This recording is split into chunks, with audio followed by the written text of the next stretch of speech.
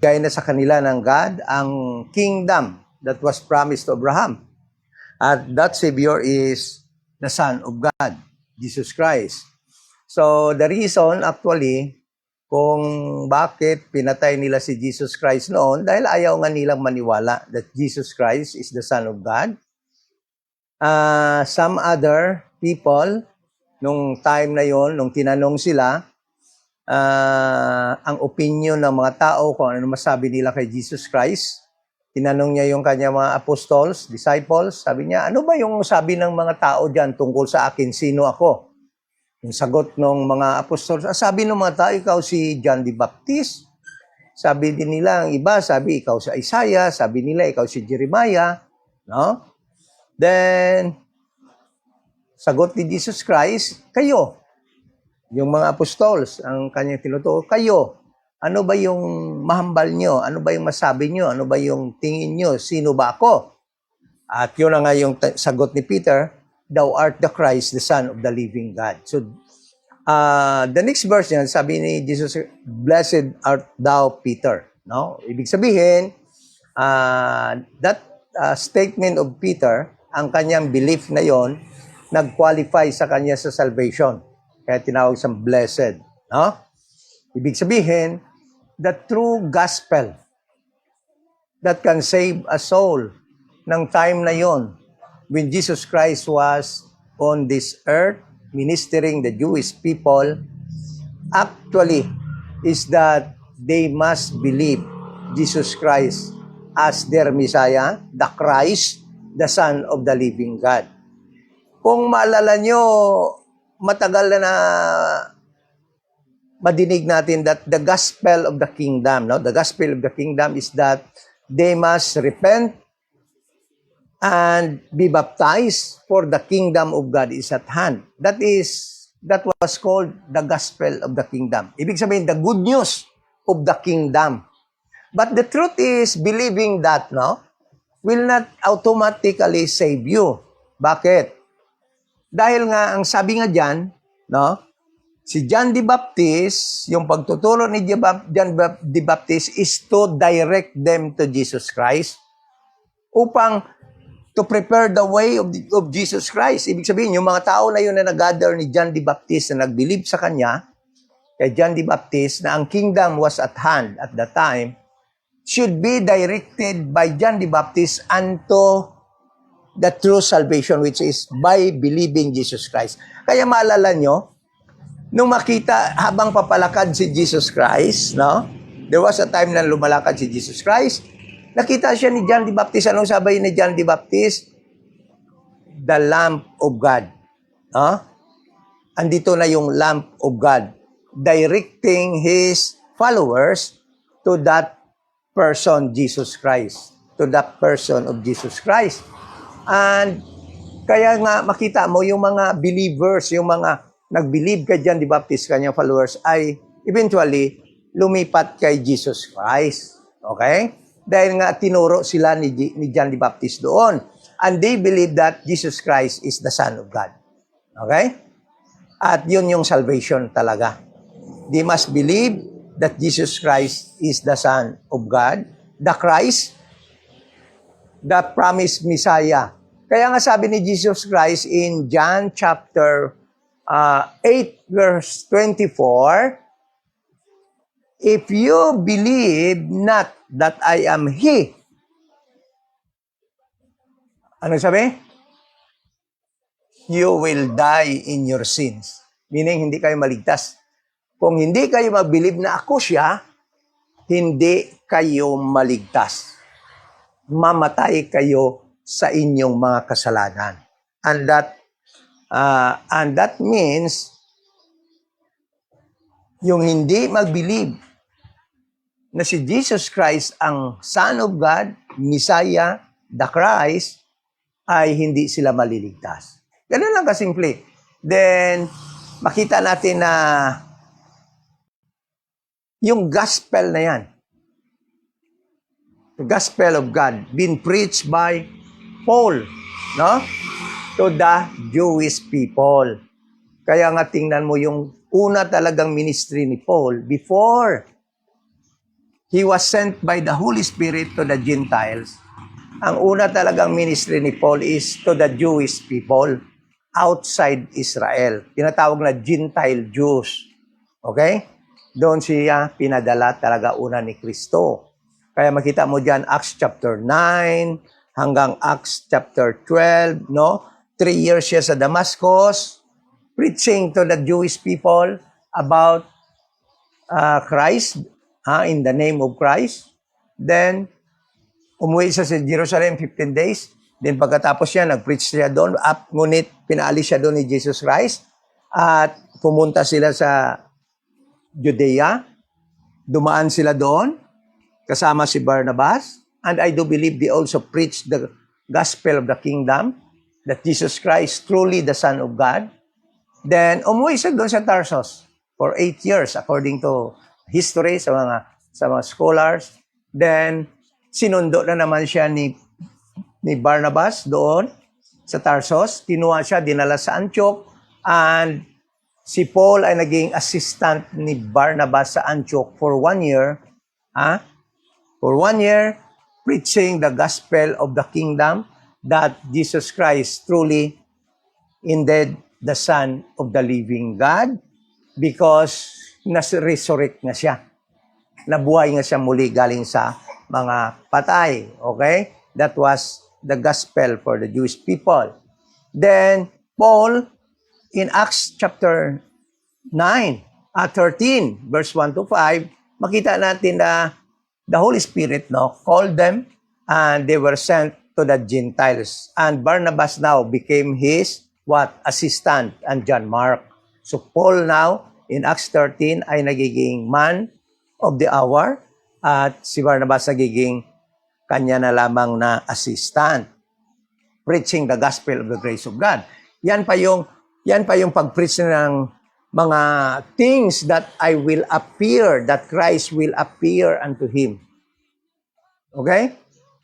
So, from that time onward, Paul went to the Gentile in blood and Gentile Jews preaching now the gospel of the grace of God. Okay? So, kaya medyo mahirapan siguro yung ibang mga RD who believes that Paul did not preach the gospel of the kingdom to Israel. But the truth is, he was. He did actually. He did preach the gospel of the kingdom to Israel only during the early years. Actually, kung makikita mo lang yan sa Book of Acts, nung time of, masasabi na natin na hindi pa naman transition dahil nga God gave ample time, for the group of Peter to preach the gospel of the kingdom sa mga Jewish na wala sa Israel, na hindi pa nakadinig ng gospel of the kingdom. God actually was truly fair, and just. Hindi pwedeng ma-unsaved na lang. Hindi pwedeng hindi na lang maligtas o mga members of the 12 tribes of Israel na hindi man lang nakadinig ng gospel of the kingdom. Talagang pinaabot ni Jesus Christ yung kingdom sa kanila, yung mga Jewish na hindi nakatira sa Israel. Because the ministry of Jesus Christ at the time, in Israel, kung titingnan mo lang, was only confined in Jerusalem and Judea. Even the northern part of Israel, hindi pumunta doon si Jesus Christ. Because at the time, the northern part, the Golan Heights, after Judea, sa boundaries ng Judea, been occupied actually by Gentile people. Doon na talaga marami ng Gentile na nakatira doon nung na-occupy ng Babylonian Empire yung Israel. Okay? And Caesarea ay nagiging lugar ng mga mistiso or half Jew and half Gentile. Kaya hindi din sila pinuntahan ni Jesus Christ during his earthly ministry. So sasabihin nyo, bakit naligtas yung Canaanite woman? Hindi yon actually nag-minister doon si Jesus Christ. He was just passing at the time. in Samaria because the shortest way going to northern part of Judea, at the time was to cross Samaria. So dumaan lang siya noon. Hindi talaga naging part ng kanyang ministry yung Samaria noon dahil napakaliwanag na instruction niya. Huwag pumunta sa lugar ng mga Gentiles at sa Samaria. Because God actually allocated a period of time kung kailan yung gospel of the kingdom mapipreach sa kanila. At yan yung after His ascension, 1 year after, nung Acts chapter 1 up to 7, 1 year after yan, doon, nung nireject na talaga ng Israel si Jesus Christ as their Messiah, as preached by Stephen with the power of the Holy Spirit at the time, doon nag-umpisa Acts chapter 8. Yung pag-preach nila to the Gentile Jews outside Israel. Okay? So, yan yung pag-aaral natin kagabi. So the answer to that question, did Paul preach the kingdom gospel to the Jews? Yes, he did. He did, no? Makita natin talaga. For almost, kung titingnan natin, tatakbo ng 12 years. Dahil nga, according to scholars, Paul started his ministry in Acts chapter 13 about 46 AD. So, Jesus Christ died 33 AD plus 1 year na grace period, Acts chapter 7, that is AD 34. So, plus 12 years. So, tingnan mo mga AD 46, Acts 13, nag-preach na si Paul ng gospel of the grace of God to the Gentiles. Okay? So, but ngayon, yung pag-aaralan natin ay patuloy tayo dito sa repentance, no? Sa understanding repentance in the King James Bible. At yung paaralan natin ngayon, yung repentance na sinasabi ni Paul dito sa Romans chapter 2, verse 4. Okay, Romans 2, chapter 4. So, Paul, every time Paul will speak about repentance, it doesn't mean that Paul preaching that a person can only be saved pag nag-repent siya. No? Pag nag-repent siya sa kanyang mga kasalanan. Okay? So, kaya natin pinag-aralan to upang makita natin, malaman natin that the word repentance in the Bible do not have the same meaning. It depends, no? Nagdidepende yon kung sino ang gumamit ng word na repentance, kanino ito sinasabi, okay? At kailan ito sinabi. So, almost all people and denominations, no, ay naniniwala that repentance means change of mind. Okay? Yun talaga yun. Napakaraming ardi na ganun ang paniniwala, mga denominations, mga nagtuturo ng Bible. It is because the word repentance, nung ginamit yun sa Panginoon, nung ang Panginoon ang nag-repent, dahil nga wala naman siyang kasalanan na nagawa, hindi naman siya nagkamali, at kung titingnan yung mga verses na yun, nagsasabi na God has something in mind, no? Na kanyang gagawin, sometimes evil, dahil punishment yon sa kanyang nation Israel. Ngunit, hindi na ituloy dahil nag-change ang kanyang mind. Okay? Yon, nagrepent siya. Yon yung repentance. Pagka-Diyos tungkol sa God, repentance always a change of mind. Pag repentance naman, na ang Diyos, God commanded to Israel, it was always to turn from their evil deeds and their idols back to God. For them to be forgiven. Upang para sila pagbigyan o mapatawad ng kanilang mga kasalanan. It is always salvation. Pag-repentance that God required to Israel. But Paul, pag makita mo na naman yung mga repentance na sinasabi ni Paul that speaks sa time sa dispensation of the grace of God, it is not about salvation. Because the only gospel that can save a soul today is to believe that Jesus Christ died for your sins, He was buried, and rose again the third day. So that is the only salvation. And in this dispensation of the grace of God,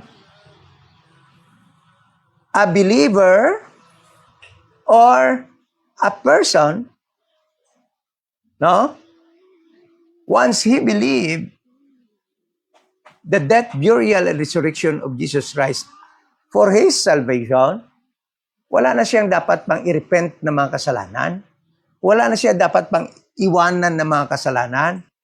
Wala na siyang dapat hinulsulan ng mga kasalanan dahil lahat ng kanyang mga kasalanan, past, present, and future, already been forgiven because of the death, burial, and resurrection of Jesus Christ. Bayad na lahat yon.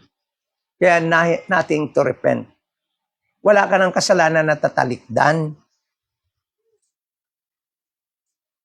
In this dispensation of the grace of God.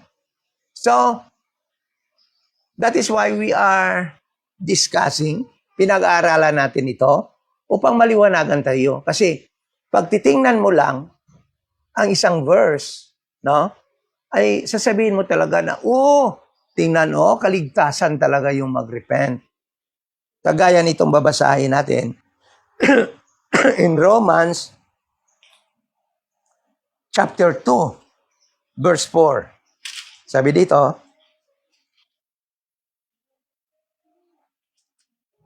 Romans chapter 2, verse 4, or despisest thou the riches of His goodness and forbearance and long-suffering, not knowing that the goodness of God leadeth thee to repentance.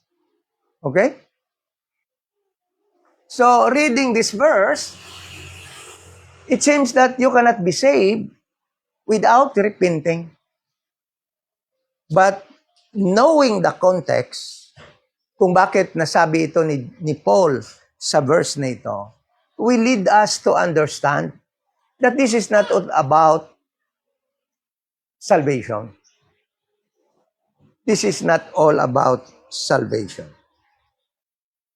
Dahil nga ang salvation nga ngayon ay ang pananampalataya lamang na si Jesus Christ ay namatay, bayad ng ating kasalanan, inilibing at nabuhay muli sa ikatlong araw. There is only one gospel.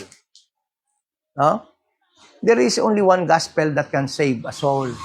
Hindi na po yun pwedeng magdalawa. Hindi na po pwedeng magtatlo, mag-apat.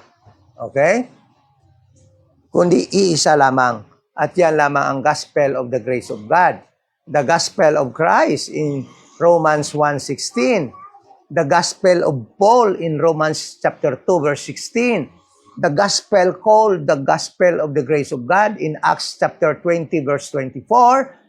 And it can be read in 1 Corinthians chapter 15, verse 3 to 4, that Jesus Christ died for our sins, He was buried, and rose again the third day. That is the only gospel. So, what is this all about? No? So, kung titingnan natin para maintindihan natin itong Romans chapter 2 verse 14, ay kailangan nating pakinggan muna si Paul umpisa pa lamang sa verse 18. Okay?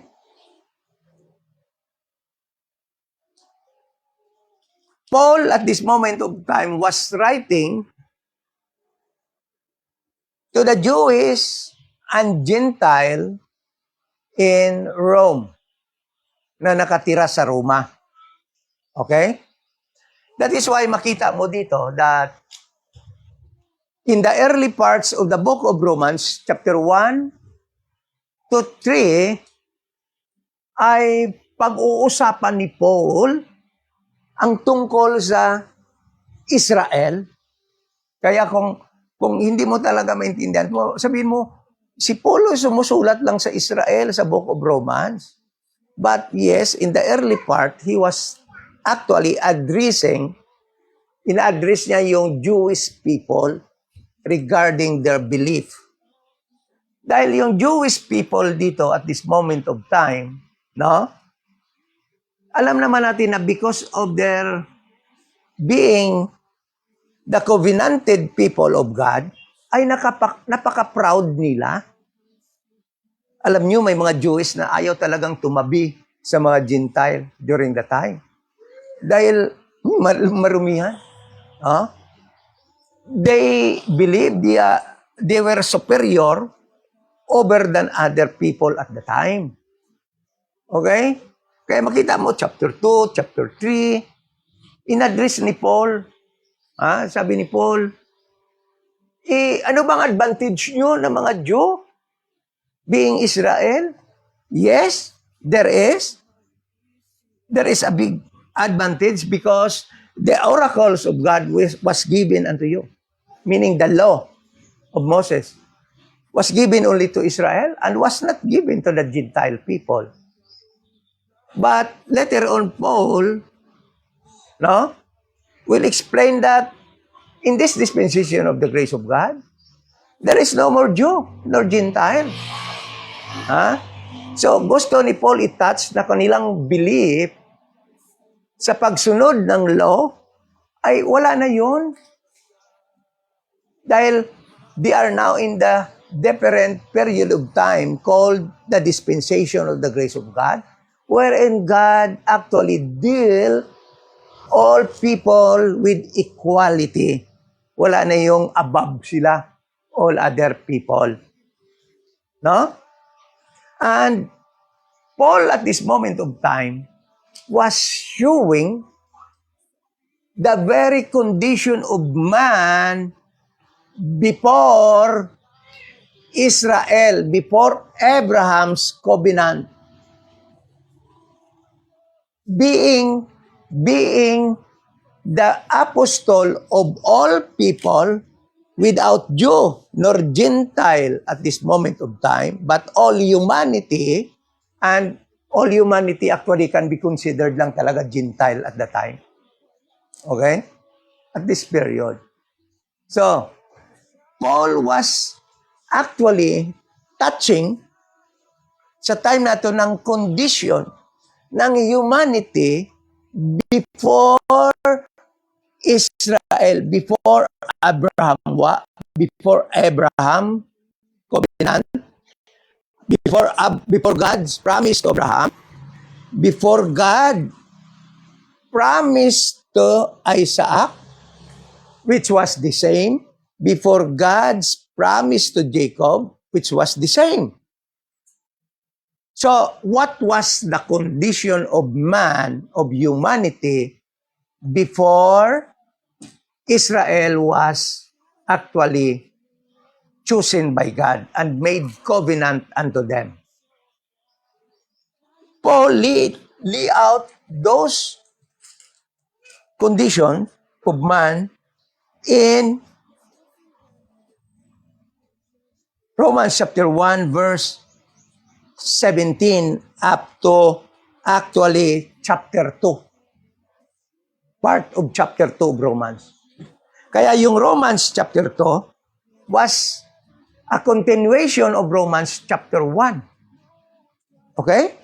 Sabi dito, ito yung condition ng tao. Remember that Paul was not actually addressing only the Jewish people, but all humanity at this moment of time. Paul, sa time na ito, ay na-receive na niya ang things that I will appear unto thee. In Acts chapter 26, verse 16. Meaning, at this moment of time, Paul has already the knowledge of God's instruction, of God's program, called the mystery program, the dispensation of the grace of God. Unlike doon sa Acts chapter 8, 9 to 12, no? When he was ministering the Jewish people, the gospel of the kingdom, that he had seen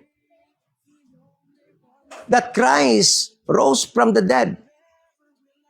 And Christ indeed was the Son of the living God that was promised Messiah of Israel. Hindi pa niya na-receive at this moment of time.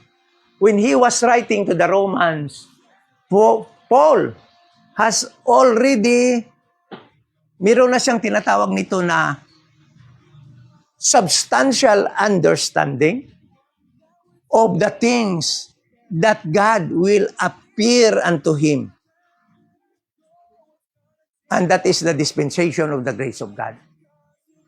So, to clearly stress or lay down the foundational truth of the gospel of the grace of God, the mystery program, the instruction of the mystery program, Paul has to go back to the condition of man before the promise to Abraham, before the covenant with Israel. And listen to this. This is the condition of man during the time. Romans chapter 1, verse 17 up to chapter 2 ang ating babasahin. But before that, let us pray. Ama na banal, salamat muli sa buhay naming tinatamasa sa araw na ito. Malusog na pangangatawan at clarity sa aming pag-iisip at yan dahil lamang sa iyong grasya sa amin.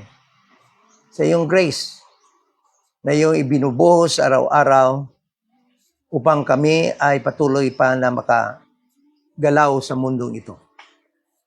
Alam po namin na pahigpit sa mga darating na taon. Considering sa mga nangyayari sa time na ito that we are already in the 70th week of Daniel, wars, nation against nations ay nangyayari. The beast system that is about to be implemented in 2030 is already in place, ready for the execution in 2030.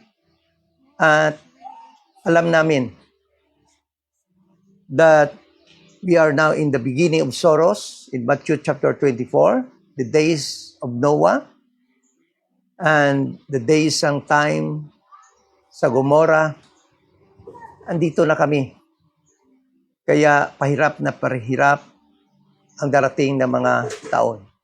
Ngunit salamat sa iyong Bible that leaded us to understanding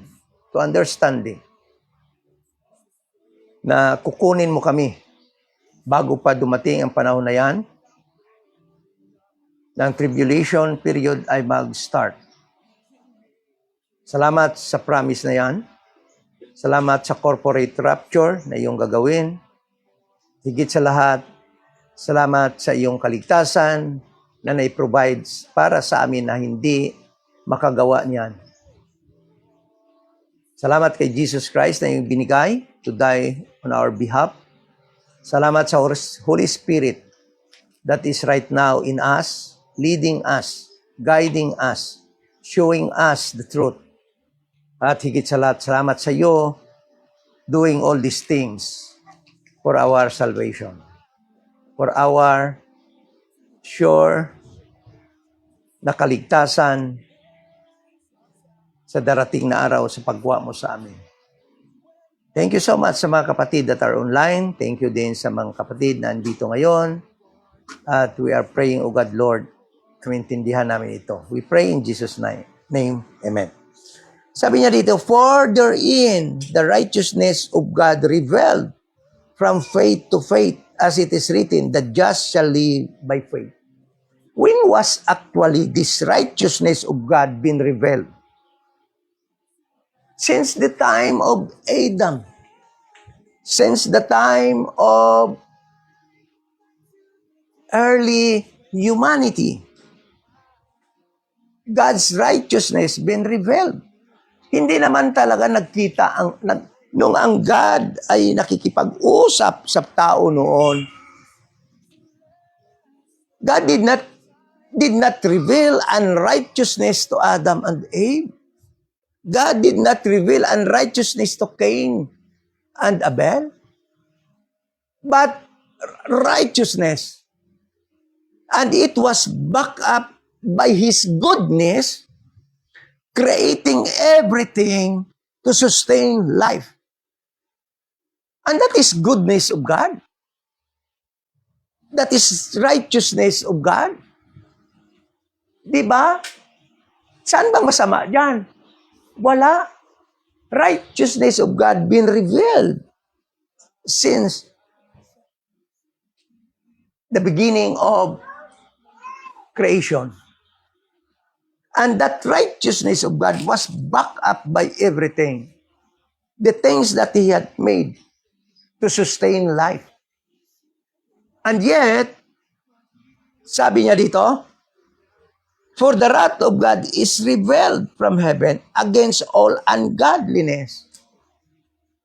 God's righteousness been revealed, and also God wrath to unrighteousness. God was so balanced, revealing all His righteousness, but also revealing His wrath against unrighteousness. In this verse, baka magkakaroon ka na agad ng balancing pagtingin who God is. Di ba? Magkaroon ka na ng balancing pagtingin. God is a righteous God and He loves righteousness.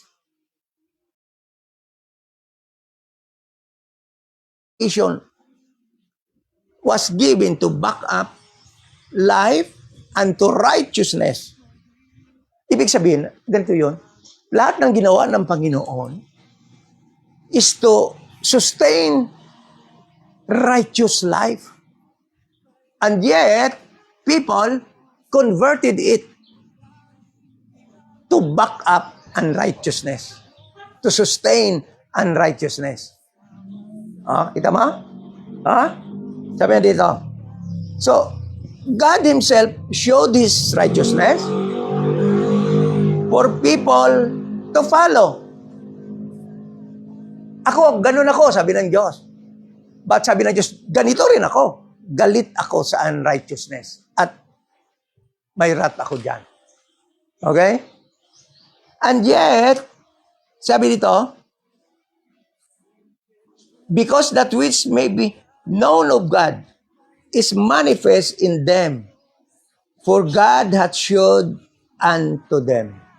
So, meaning, humanity been given the opportunity to have a clear glimpse who God is. Kung sino talaga siya. Alam nyo muna, wala talaga ang tao ng reason. Hindi ko kilala ang Diyos. Hindi ko maintindihan ang Diyos. Wala talaga. Because, sabi ng verse na to, because that which may be known of God is manifest. Ibig sabihin, ang lahat na dapat natin malaman sa Diyos,